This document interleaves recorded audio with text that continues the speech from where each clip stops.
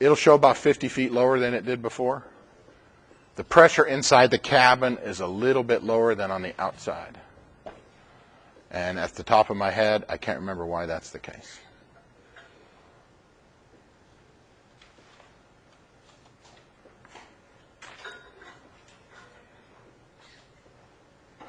So if my memory's correct,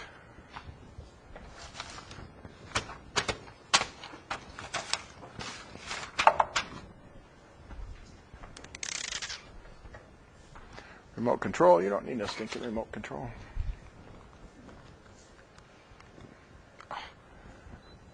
Fine, turn both of them off. We did the slide with the VSI that said 6 to 9 seconds, yes? Okay, great.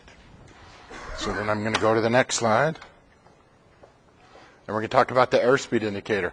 For those of you that have flown the Warrior 2 before, what airspeed is the top of the white arc? What's VFE? Surely you memorized that number for your check ride. Yes, I memorized that number for my check ride, and please stop calling me. Huh? You think it's 103. Yeah, that's right. Your check ride was a long time ago. You don't have to remember it now. Okay, we have 3 different numbers. Don't worry. Everybody else in this room will pay more attention to it because they're going to fly a new airplane. Okay, I looked it up in the Warrior 2 pilot operating handbook that I passed out, and it says 103. So you didn't get asked that on your check ride, otherwise you'd remember it probably. So I typed in Piper Warrior airspeed indicator, and I tried to find one where the white arc went to 103. It's not perfectly 103, but it's pretty close. That's what like I said. So indicated airspeed, calibrated airspeed, true airspeed, and ground speed. This is a review from from a year ago. Indicated airspeed, calibrated airspeed, true airspeed. Indicated airspeed, what's indicated airspeed? The one that shows up on the gauge. Yeah, that's the easy one, right? When we're flying the airplane, when air traffic control tells us to fly a certain airspeed, which airspeed do we fly? Indicated. If they want us to fly an airspeed and they say fly 240 knots indicated, or they're just going to say fly 24 knots airspeed, you're going to push it up to 240 knots indicated. How about calibrated? What's the difference between calibrated and indicated? Did anybody get asked this question on their check ride? I'm going to have to talk to your examiner, not asking you all this stuff you have to learn, and then you don't get asked it. Who cares about it, right? Does anybody know the answer, even though you didn't have to know it for your check ride?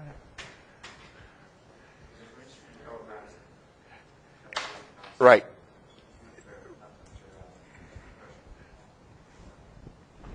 Now you're thinking about true airspeed. It's because of position error. The way the pitot static, generally it's the pitot port and the static ports. You can never get an exact perfect indication because you're varying forward airspeed and you're varying angle of attack. So if you look in pilot operating handbooks, it'll generally have a chart. I remember looking in the Traumahawk a year ago or half a year ago with Mr. Weens. There's the chart in the Tomahawk that was missing. I think he passed it out. That had a chart on it you could enter with an indicated airspeed and flat position and/or, I think so. And you could get, it was for cruise, so you could get a calibrated airspeed. Question? So what did you want exactly for the it's due to position and measuring errors in the mounting of the pitot mast, and it varies based on aircraft configuration, as in speed and whether or not you have flaps in. So most little airplanes will have 2 calibrated to indicated airspeed charts, and one is flying slow with the flaps down, and one is cruise speeds with the flaps up.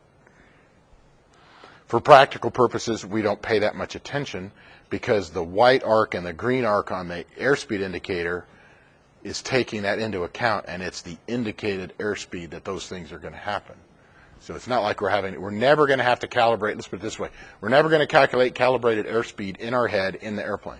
The only time we're ever going to do it is on the ground when we're doing flight planning. True airspeed, I think Matt knows, so anybody except Matt, What's true airspeed?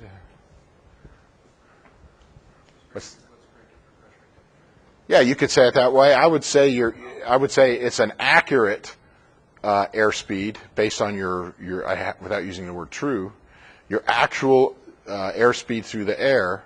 And yes, if you take your indicated or correction, you take your indicated, correct it into calibrated, and then you take your calibrated and correct it based on non-standard temperature, and you correct it based on non-standard pressure, then you can figure out your true. And in fact, on your whiz wheel, usually you don't worry about the difference between indicated and calibrated. You just stick indicated on there, and you can, with the outside air temperature and pressure altitude, you can crank out what your true airspeed is. Generally, if you're at sea level, let's stop worrying about calibrated airspeed for a second. If you're at sea level at cruise, which you probably are never at sea level at cruise, I hope, then your indicated is the same as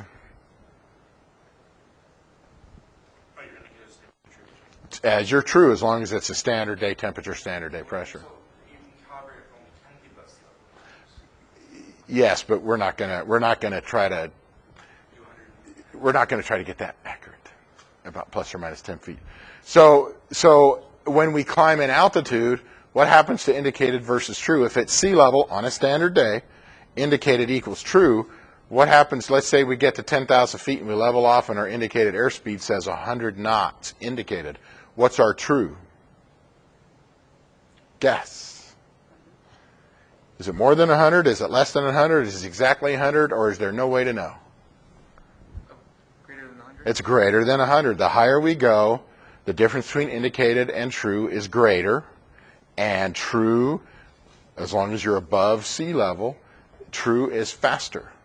You can be flying in a 747 doing 280 knots indicated, and your true airspeed is 600.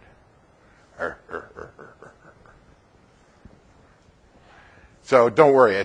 When you start flying jets, it's going to be sweet. So let's think about that for a second. So what's the speed limit below 10,000 feet in the United States? 250 knots indicated. What's the speed limit above 10,000 feet in the United States? Now, you can't go as fast as you want. There is a speed limit. It's just difficult to get there. Yeah, you can't go Mach and make sonic booms. Yeah, the speed of sound is the speed limit. As long as you're not making a sonic boom, if you're above 10,000 feet, you can go as high as you want.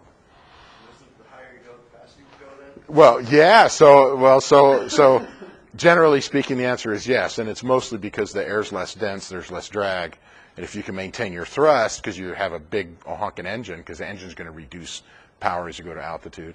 So what you really want with the jet is you want an engine that on sea level, you only push it up to about 50% power for takeoff. And then as you go to higher altitude, you just push it forward, and assuming it's not electronically controlled or computer controlled, the higher you go, you just push that knob up and up and up and up and up and up and up. Because where is that point in the altitude where half of the air is below you and half of the air is above you? Or the air pressure is about 7.5 psi, or the air pressure is about 15 inches of mercury. It's about what altitude? Nope.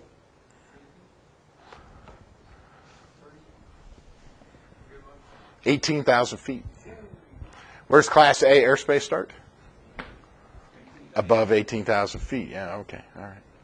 So just so you know, you can still be below Class A airspace at 18,000 feet. So you could fly, you could be a VFR pilot, and well, you can't go to 18,000 feet as a VFR pilot, right? If you're at cruise, you got to be at 17.5 or 18.5.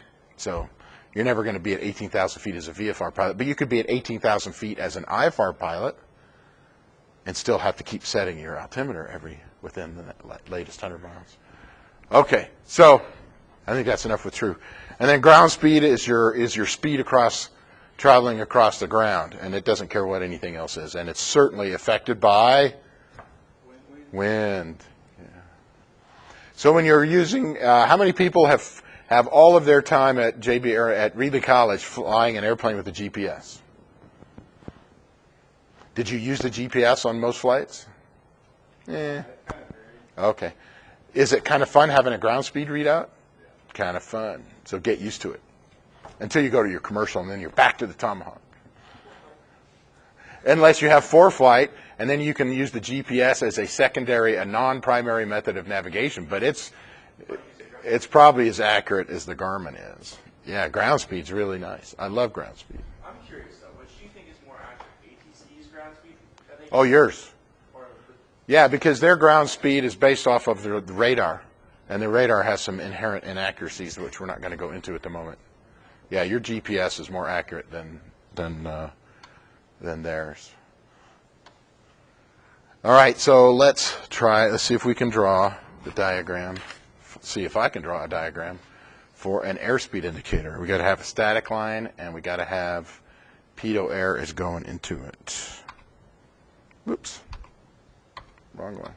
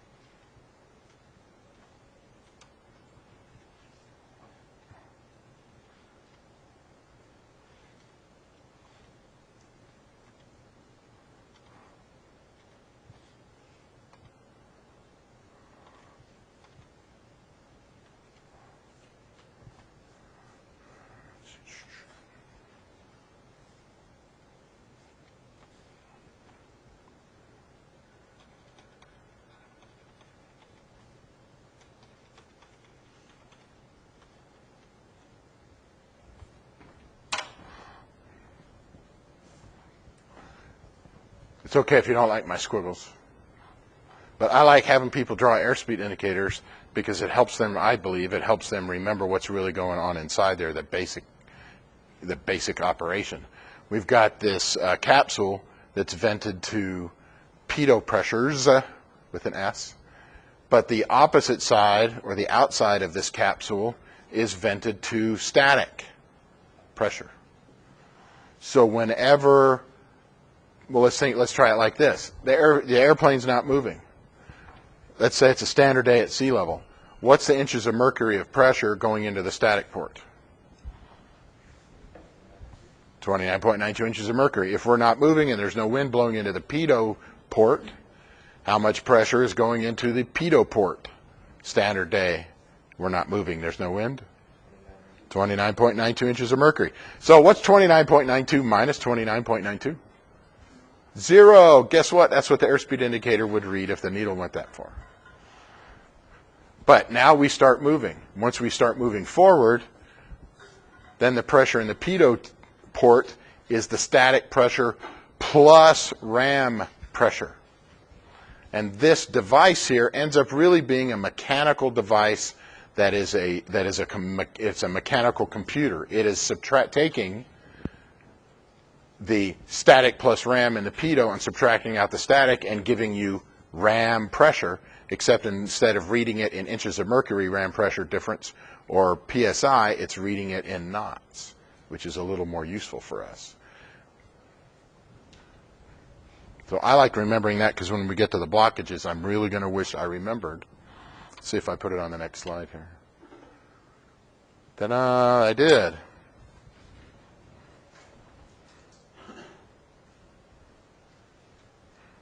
So that static pressure plus ram pressure, that's going into the pitot. I really ought to fix that.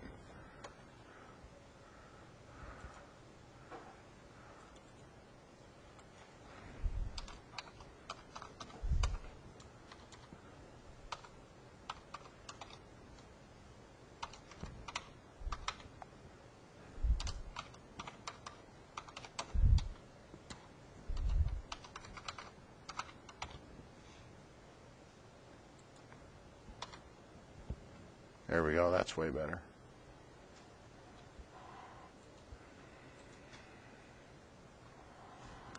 So what's going into the pitot tube is static plus ram. What's going into the static port is just outside static pressure.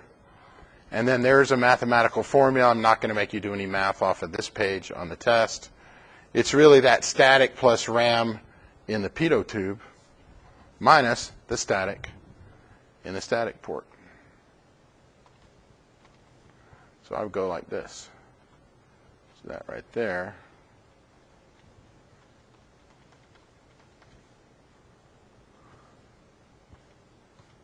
Of course, this is really easy. Static is the static port.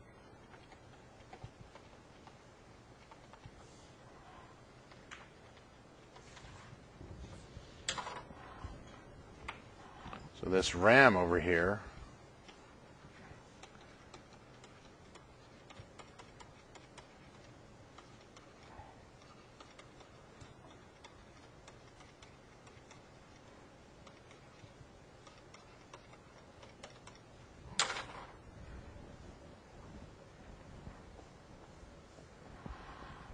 and of course these last two lines you already know because we drew a little picture. The pitot goes into the diaphragm or the capsule, whichever way you want to call it, and the static goes into the case, but the inside of the case gets to push on one side of that capsule or that diaphragm. Did I spell diaphragm correctly this time? Okay.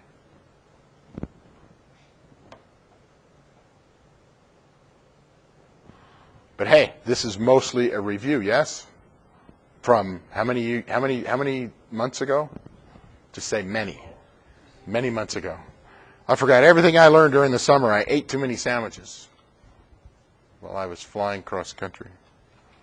Is it possible to eat too many sandwiches? Does that really impede your memory? I mean, it's possible to eat too many sandwiches. Yeah. It is possible. Actually, that was a question I checked out too. What? How many sandwiches can you eat?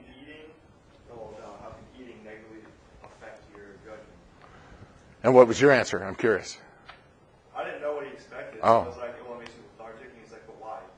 He's like, well, all the additional blood in your body goes to your digestive organs, so it can actually reduce your brain function. Something like that. I have not ever read that in an FAA publication. Neither have I. I think, what did he say? He said, oh?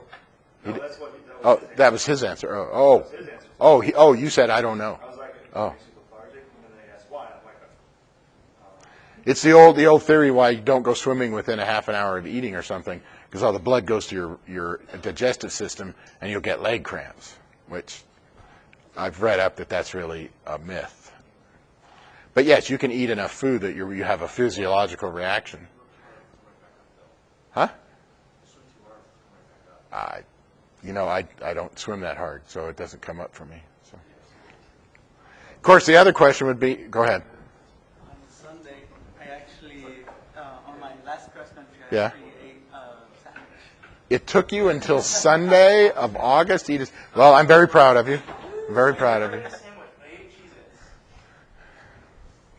Unless you put peanut butter on it and put another Cheez-It on top and made it a miniature sandwich, that doesn't count.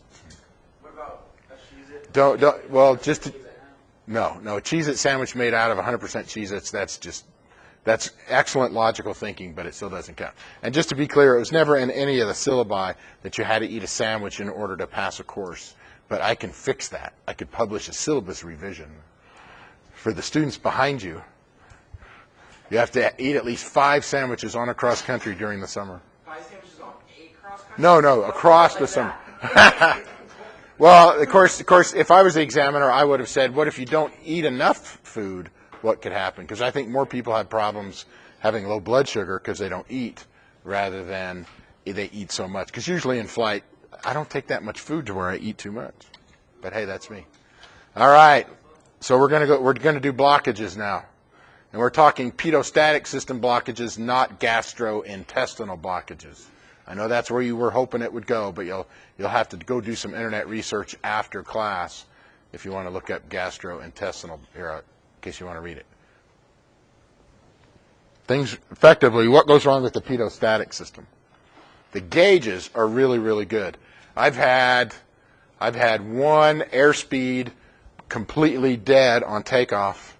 It was day, VFR in a million. It was on a 7,000 foot long runway. Density altitude it was a 5,000 foot elevation airport, but it was probably 6,000 or 7,000 feet DA.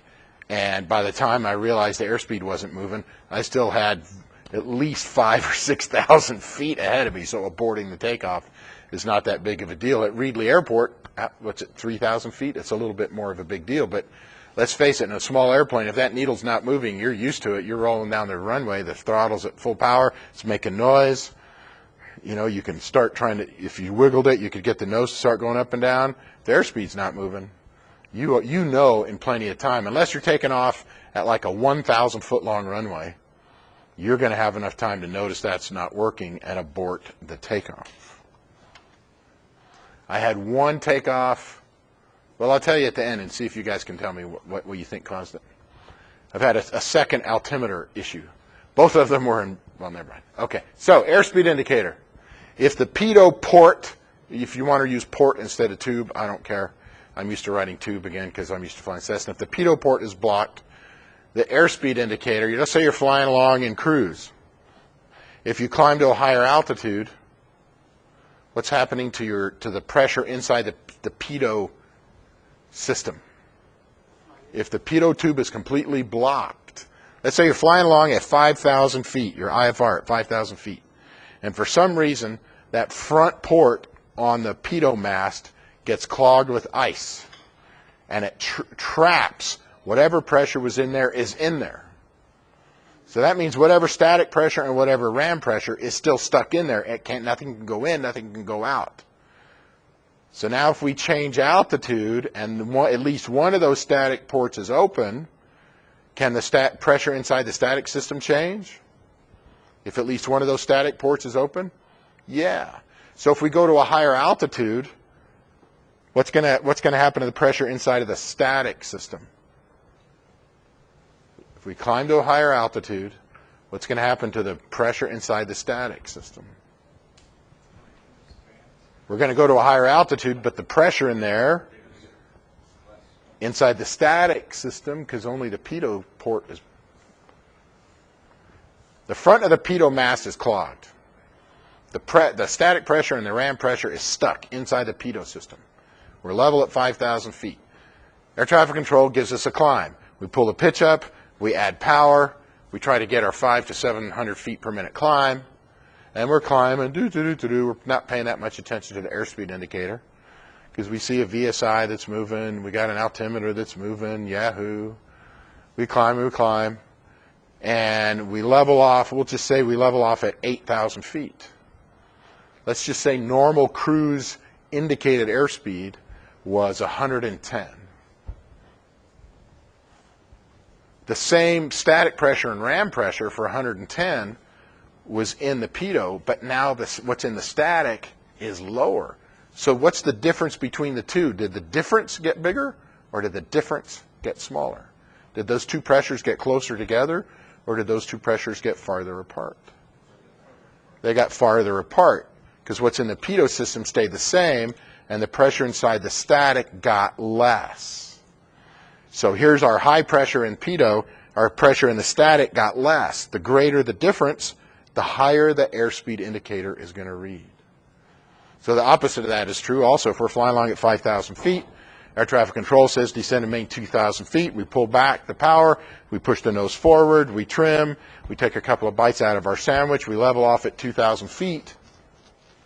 And now the difference between what's stuck inside of the pitot system, which isn't changing, it's still up here, but the static pressure, since we went to a lower altitude, the static pressure got higher. So the difference is less, so the altimeter reads less.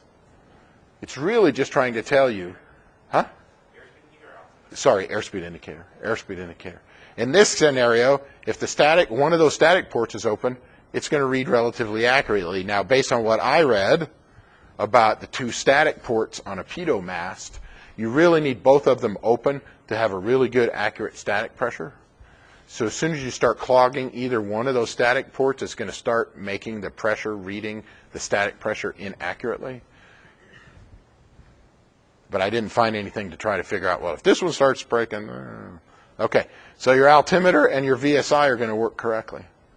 So this is another good reason why your secondary purpose of an instrument scan is to be double checking and making sure that all of the instruments agree, so when they don't, you'll notice it.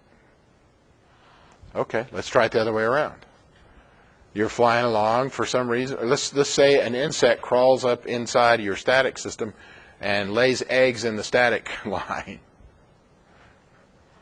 or although the holes on those things are pretty small for insects to get in, we'll say it's dirt and dust, clogs the entire static, both static ports, both static ports.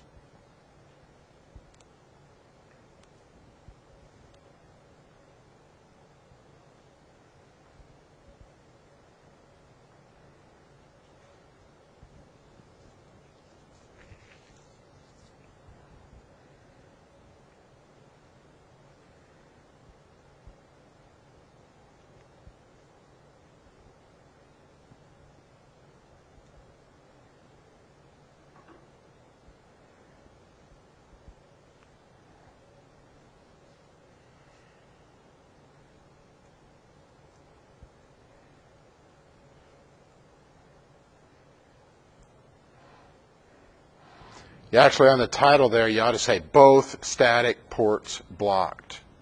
Or you could say static system completely blocked.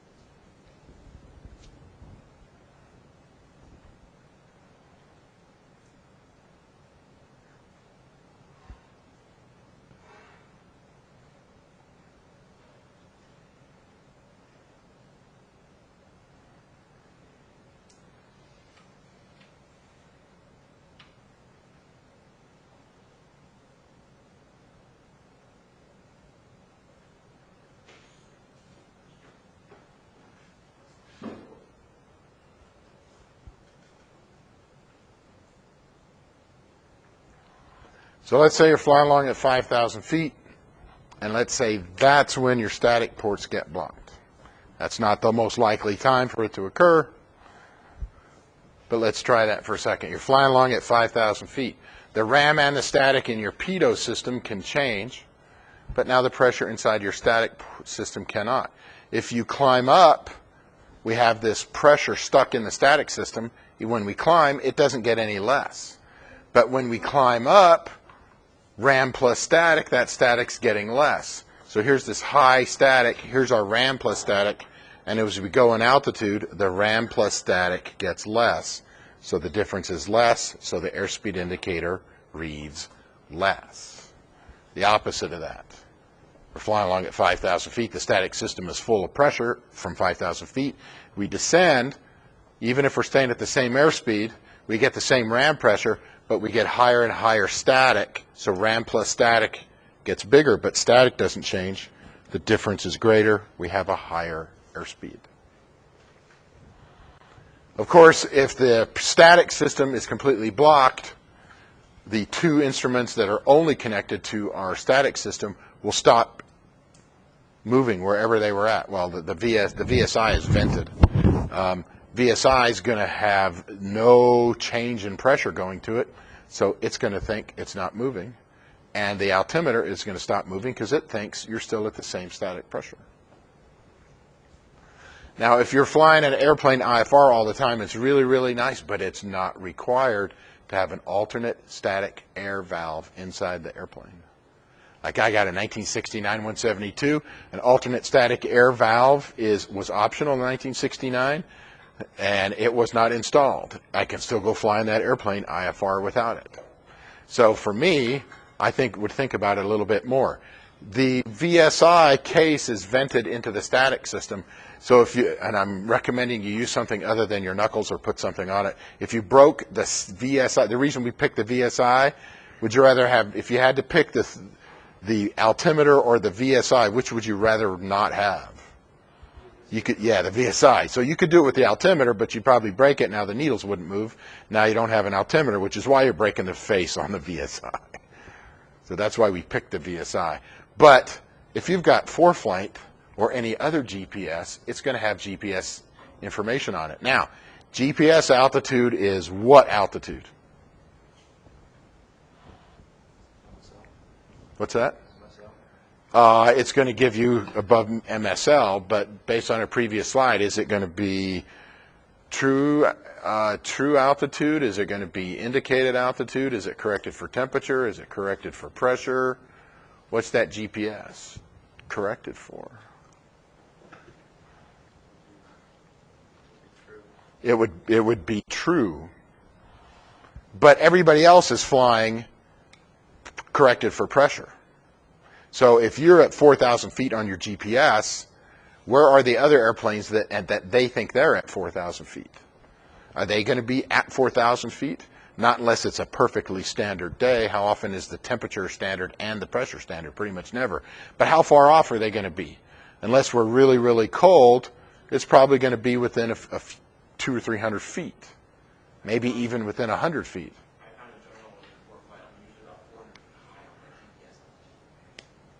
Okay. So what would you do if you thought you had a static port blocked? Do you think you would tell air traffic control? You think? Yeah. And I'd say, hey, I'm flying my GPS altitude. Is that where you want me to be? And they might say, no, climb 300 feet and you'll be up there. Oh, wait. Where is your Mode C getting its pressure data to send to air traffic control? Huh? The static system. Uh-oh. So you ought to write that down. If your static system is clogged or blocked, then your Mode C altitude will not change either. So you ought to add that to the altimeter, the VSI, and your Mode C transmitted altitude. Now here's what's fun. After January 1st of 2020, which is only a few months away, where do you have to have ADS-B out transmitters on an airplane?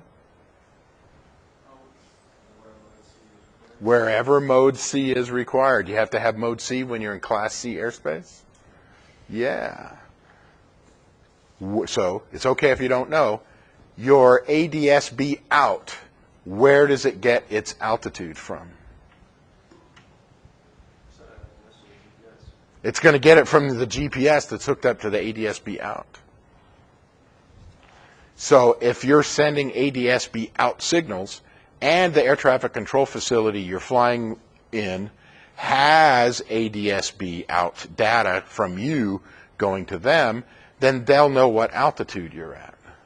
And they'll be looking at everybody else that's flying around at 4,000 feet on their altimeter, and they're all really at 4,300, they could probably tell you, well, climb to 4,300 on your GPS altitude, and you'll be there with everybody else. Anybody have any questions about this one?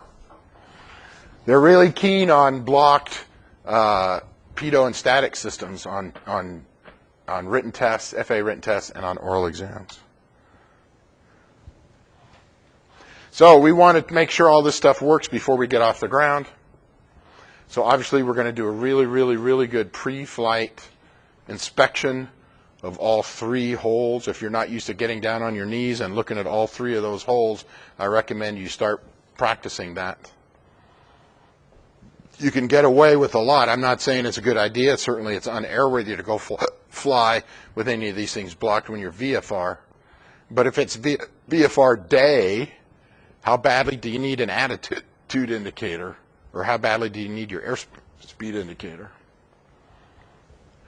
But if you're taking off IFR, you're really unhappy if your altimeter doesn't work. You're really unhappy if your airspeed indicator doesn't work. You're going to be checking your pitot heat. Now, every airplane's a little different, so I'm just going to give you the generalities because I'm not used to flying a Warrior. Generally speaking, I'm going to check that pitot heat operation two ways, which would be a really good test or quiz question on the pitot heat. What are the two ways you can see if your pitot heat is working? Number one, you turn it on while you're doing your pre-flight and you're checking your lights. You go over and you just tap it. You just touch your finger really fast. You don't grab your hand around it, okay? And don't put your tongue on it. We don't need that accurate of a temperature. You just tap it and see how hot it is. If you just reach your hand around it and grab it, you might burn yourself. The only thing you as a pilot have to know is, yes, it's getting hot. There's no standard, how hot does it have to be? You turn it on, you're checking your lights, you're looking down there under the pitot heat, and there's a mast, you tap it, yeah, okay, it's warming up, okay, great. Now I can go turn everything off before the battery goes dead and I can't start the engine. Let's just say for fun that the pitot heat circuit breaker says 20 amps on it. Let's just say that for a second. Let's say the pitot heat circuit breaker says 20 amps. Does anybody have an estimate? How many amps is that pitot heat using under normal circumstances? Is it using more than 20 amps? It's going to be less. So here becomes the question. There's a rule of thumb. Does anybody know what that rule of thumb is? About 70%. So my guess is, I'm guessing, that if it has a 20 amp circuit breaker and I turn it on and I wait for a second or two, it's going to draw somewhere around 14 amps. Is there something on board the airplane that could tell me if it's drawing about 14 amps? Alejandro is shaking his head yes. What is it? What on board the aircraft would tell you? Yeah, the ammeter. So what I'm going to do is I'm going to put my hand on the pitot heat switch, and I'm going to look at the alternator amps or wherever it is. And when I push it on, I'm going to watch the needle come up, and maybe somewhere around 14. And when I push it off, the needle's going to come down. At a minimum, we'd be looking at the alternator amps when you turn the switch on. The needle comes up, you turn it off, the needle goes off. Yay! You don't have to go, oh, I think that's 12 amps, or oh, that's only 10. Don't worry about it. As long as you see the needle come up reasonably and you see it go down, you're going to be happy. So that's a really good test when you're doing your engine run-up. I do that when I turn on the landing light, because I don't know if the landing light's working or not. I'll reach over there and grab the landing light switch in my airplane. It's a pull switch. I pull on it, and I see if the needle moves. It also helps you make sure that your alternator that the voltage regulator is working correctly. Yeah. So, of course, we have already talked about altimeter accuracy. Maybe we didn't. How close does your altimeter need to be? It's the same VFR and IFR? Plus or minus 75 feet. What do you do if you're taking off out of Reedley International Airport? How do you check your altimeter there? There's no ATIS there. Yeah, they got an AWOS, so that'd be cool, so we could set in the AWOS. What if I go to New Coalinga Airport on the other side of Lemoore Naval Air Station and there's no AWOS, no ASOS? You can't really check it. I mean, you could call up somebody and see what is it at Lemoore Naval Air Station, but no one expects you to do that. You would set it to the airport elevation. So VSI accuracy, we already talked about that. Pilots do not have the legal authority to rotate that little screw to get the VSI to 0, but you can make a mental note of where it is, and you can write it up on the white discrepancy sheets. And, of course, we've already talked plenty about making sure the airspeed indicator works on the takeoff roll.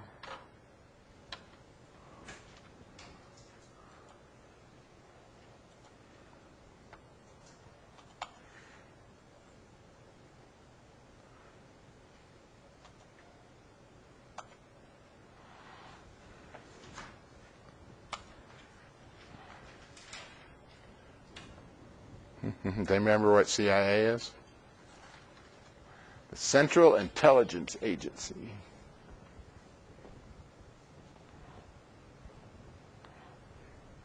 So hopefully we're already practicing that. We're scanning the instruments. We're interpreting what data we get off of the instruments. And then we make a control input if required so the airplane does what we want. So that's what we're doing all the time, over and over and over again, is the CIA cross-check instrument interpretation, and aircraft control. Did I say this in lab like 7 or 8, 9 days ago? I can't remember. You were busy flying the airplane in the clouds, huh? Does anybody remember how overwhelming it was the first few flying lessons? Trying to do 27 things at once? It's kind of that way again. It's just a different set of overwhelming things. How many people in here did not get their private pilot certificate? Oh, wait, everybody did. So, everybody got your private. I expect everybody to get their instrument rating.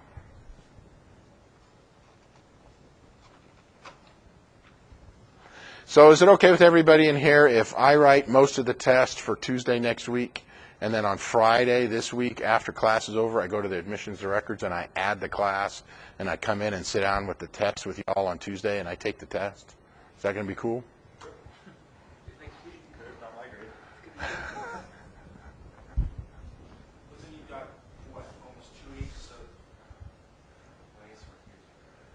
I wasn't here technically. When? I guess you were here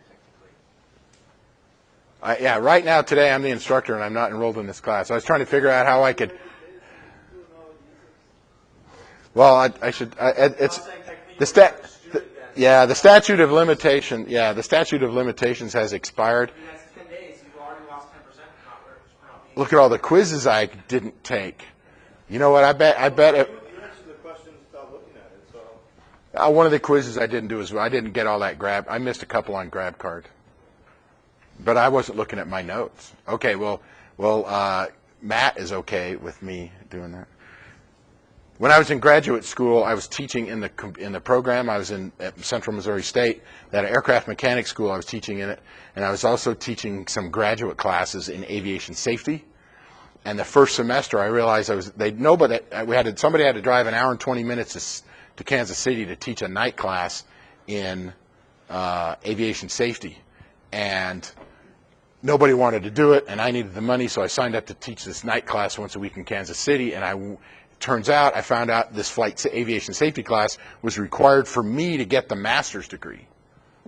So I went to my advisor, who ran the master's degree, Dr. Jack Horine, and he was my colleague. We went to faculty meetings together. We're in the same department. And I said, hey, Jack, I'm teaching this aviation safety in Kansas City on Tuesday nights, and it's required for me to take that class if I'm going to earn the master's degree. And he knows I got to get a master's degree if I want to get tenured and keep my job. I can't just keep my bachelor's degree. And I said, if I teach the class, I'm going to learn as much as any student. How about if I take the class? And he said, go ahead and register for it, but don't tell anybody. So I register for class, and I pick up the printout. This is before they invented electricity. Okay, they had electricity for the computer printer. They printed out, and there was the instructor, Johnson, John C. And then under the list of students, there was a student, Johnson, John C. I wrote all the tests, and I came to class, and I got a low A. I got an A, and then the next semester I was teaching flight physiology, and I could use it to apply towards my degree. So I didn't even go ask Jack this time. I took a total of 3 classes where I was the instructor. I did really well in those classes. It's past 7 years. They can't come and get me now. Okay, so I think I showed you this picture in lab once. It's the racetrack. The thing I don't like about it is you're not referring to your attitude indicator as much, and if you're using the control and performance scan, which we are, you need to look at the attitude indicator and the RPM gauge more often than that. Oops. So we're doing the hub and spoke, and again, of course, this doesn't show the arrows coming back. It turns out the picture in the book is pretty good. It shows an arrow going back to the attitude indicator. So that's the kind of cross-check that we're doing. That's our eye movement, is to the attitude indicator somewhere else, to the attitude indicator somewhere else, to the attitude indicator somewhere else, to the attitude indicator somewhere else. So we've already talked a little bit about these 3. I'll give you a second to write them down. Fixation, omission, and emphasis are the 3 typical cross-check errors that beginning students make.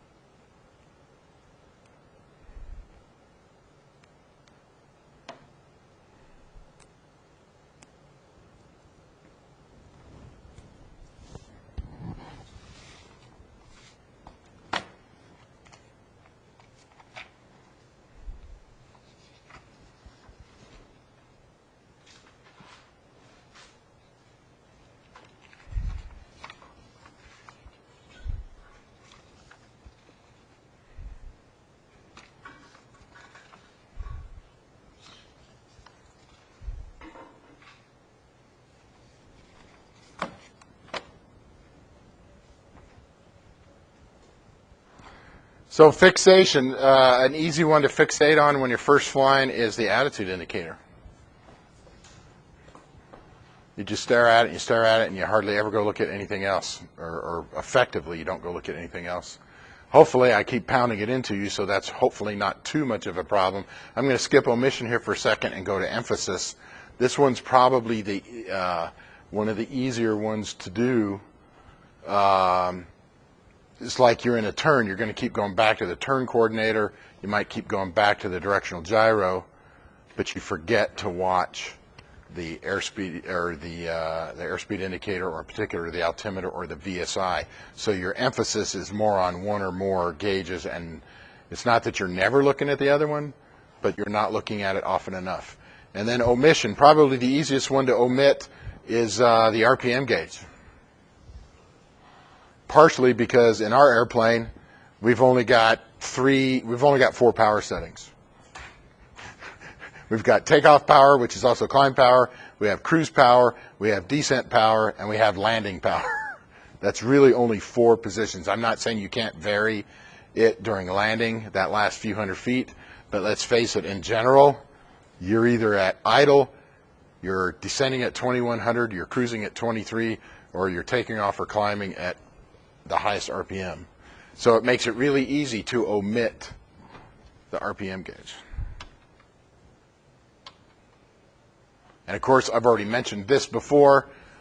The secondary purpose of a cross-check became rather interesting today when I had you start doing a partial panel practice with the attitude indicator simulating that it is inoperative.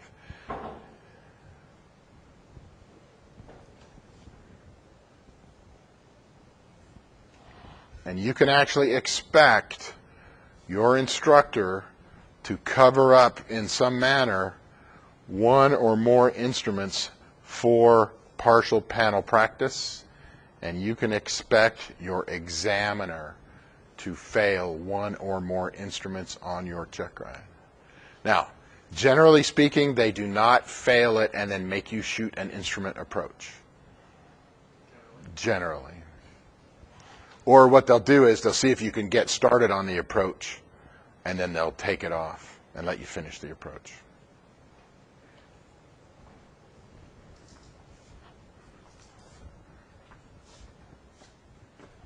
All right, there's 2 ways to fly instruments. We're using the control and performance. Control and performance is where the control instruments are the attitude indicator and the power gauge, or if you want to write attitude indicator and RPM gauge, that's okay. And then the performance gauges are all the other ones, the other 5 out of the 6-pack. Effectively, I'm going to control the airplane with the attitude indicator and the engine RPMs, and then I'm going to check the other gauges to see if the airplane is performing the way I want. And if it is not performing the way I want, I'm going to apply a control input, and then I'm going to check the performance gauges again to see if the airplane's now performing what I'm doing. This is actually a lot more simple. There's 2 advantages to the control and performance. So I'm going to ask you this question on the test. There's 2 advantages to the control and performance method over the primary and supporting. Is number 1, it's a lot more simple, especially it's a lot more simple. It's less complicated. I'm not even going to cover the primary and supporting in class or in lab, and I'm not going to ask you any questions about it. You don't even have to follow either one of these as an instrument pilot. As long as you're looking at the gauges and everything goes fine, you can you can close one eye and sit on one hand if you want. The second reason we're doing control and performance is because this is the way you fly jets. This is the way you fly turbine-powered aircraft. You set the pitch and bank you want. You set the power setting you think is going to make the airplane do what you want. And if everything's working right and you're good at it, you check the performance gauges and you go, sweet! When you learn to fly jets or turboprops, this is going to be the method of an instrument scan that you are going to be really happy that you learned. And don't feel bad when some instructor said, not your instructor, JB Aeronautics, but when some instructor says, oh yeah, that works for jets, but this is way better for small airplanes. You can say, I hear what you're saying. And then you can badmouth them after they leave the room. I'm just kidding. So, of course, don't even write that down. Don't even write that down. I'll tell you what. I want to talk about the test. So we're going to cover as much as I can tomorrow. We're going to finish, the next set of slides is partial panel stuff. We're going to finish this chapter, and we're going to dive into the next one, which is instrument navigation. I'm going to go ahead and pass out the questions, but there's no FAA questions on here that you have to do for tomorrow, because we haven't covered this stuff yet. I just want to get this into your hot little hands. So as of this moment, you now have 229 practice FAA questions. Now, if you're awesome, and I'm going to pass out the daily script with the reading assignment on it right now. If you want to get started on these questions, that's okay.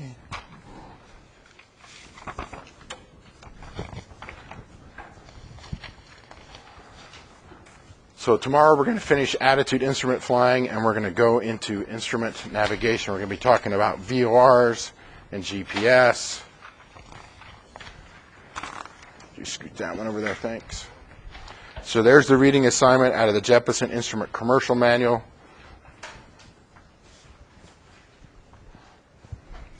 And I don't have any. Tomorrow I'll give you some FAA questions. But I want this to be really, really clear. By the time this test rolls around on Tuesday, you are going to be responsible for all 129 flight instrument FAA questions, and you're going to be responsible for all 100 of these FAA questions about navigation that I just passed out. So if you look on the front page of your syllabus on the schedule, the scheduled test is on Tuesday. That's the day of the test, no matter what. We're not going to push it back. We're going to take that test. However much we get covered on Monday, that's going to be on the test. I don't know. I doubt that we will get to FAA regulations by that. Okay, I'm glad you're asking that question. More than half of the test, probably 3/4 of it, is going to be questions that I write up. I haven't put the test together, so I can't give you an exact number, but there will be somewhere between 10 and 25% of the questions will be right smack out of the ones I gave you. Literally, I'm going to cut and paste. I might change the order of the answers. Let's put it this way. 2/3 of them, I'll change the order of the answers. So I'm telling you, that's 229 questions you need to know be able to answer by Tuesday at 10 o'clock.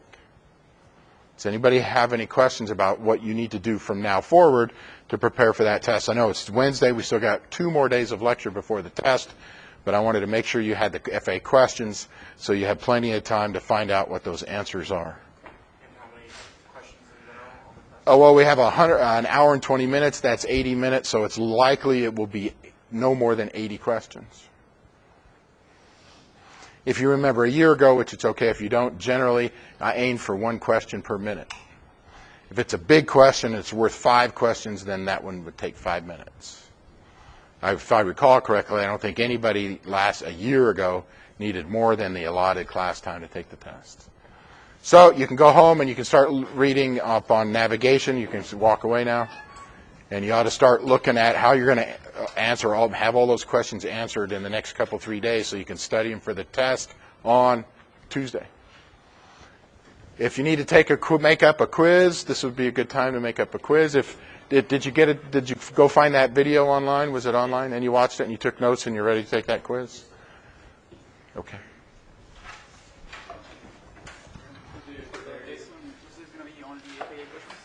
No. Tuesday is not going to be FAA and all FAA questions. It's going to be mostly mine. Somewhere between 10 and 25% of the questions will be those off of those 2 sets of FAA questions.